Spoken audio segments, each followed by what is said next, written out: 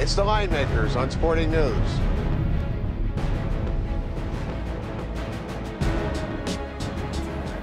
Eastern Conference semifinals, game one between the Heat and whoever wins out of the Bulls and Nets. We don't know who won yet, so we're going to talk about both teams. And the Heat is such a great opponent. We'll see how that turns out. Welcome to the Linemakers on Sporting News. I'm Micah Roberts with Rick Aaron. Rick, out of both teams there, the Bulls and the Heat, who do the Heat do not want to face? Well, like if you looked at regular season results, you would have to think they don't want to face the Bulls. They split the season series 2-2.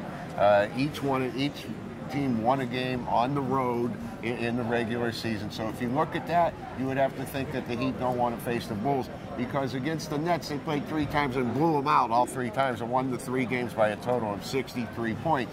However, I don't think this is the same Bulls team with Heinrich banged up and Luol Deng and Noah not being right. So from that point of view, I think that throw the regular season records out the window against each other, and I think you'd want to more go against a banged up team than the Nets, who have more options and more firepower than the Bulls do. But all that being said, I don't think it matters who they go up against. I think the Heat have been off for 8 days. They're going to be chomping at the bit to get on the floor and play a basketball game. And I think either one of these teams is in trouble in game one. Yeah, and I don't think the Nets, with all their talents and all their excellence out there, they haven't been able to match up well with the Heat in any of those games. And they do have the athletes with Johnson and Lopez, who's playing amazing ball right now. Darren Williams. Those guys are top 3 in the league as far as a trio. But when you look at the Bulls and Tom Thibodeau and what he instills defensively with his team, the physical nature, where when the first time they played this season, you had Noah putting a chokehold on LeBron James. They were physical. They were getting technical fouls. Heinrich pushing them down. They beat up LeBron James, and they won 2 of 4 games against him. They stopped the 27-game win streak. So I'm hoping that the Bulls win the game, even though I think it's doubtful that they'll get past the Nets. But I'm hoping that they get into this series, because I want to see the Heat be tested and pushed, and I don't think the Nets can do that. I don't honestly think the Bulls, as banged up as they are, can do it either. And again, you mentioned the 2 key guys, Heinrich, who's banged up with the calf problem. Noah's not right with the foot. Those are 2 very, very good defensive, physical players. And then Deng, we don't know when he's going to be back.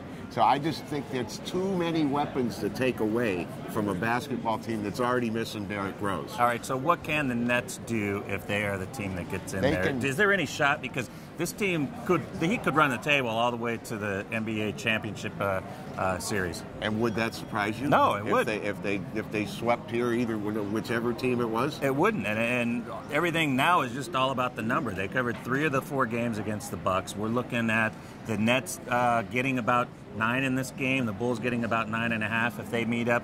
Any value they're taking the points, or is it just the same old thing with either team playing the Bulls? Especially in game 1, I said I think the Heat are going to be chomping at the bit to get on the floor. They've had 8 days off of practicing against each other. They're going to want to play somebody else. I like the Heat in game 1. No matter which one, no matter which team they play. We're not recommending laying minus $24 either on the series price with whoever they play there. But you certainly can't take the plus on the dog unless you just don't like money. Oh, I don't know. I could make a case for the Bulls if they're healthy, like you said. I think there could be something there. Me. But yeah, but I do think if you look at the price, minus $3, I don't think the matchups equate for the next 3 series with the Heat. I think you're looking more at minus $5.5 or minus $6. So there actually is value with the Heat to win the NBA title, I believe, when you're looking at some of the high series prices. When it's a favorite that big, it's kind of opposite of what it is when you're taking a price. So yeah, I can see what you're saying. All right, so game 1, are we looking for the Heat to roll? Heat, no matter whoever they play. All right, thanks for watching.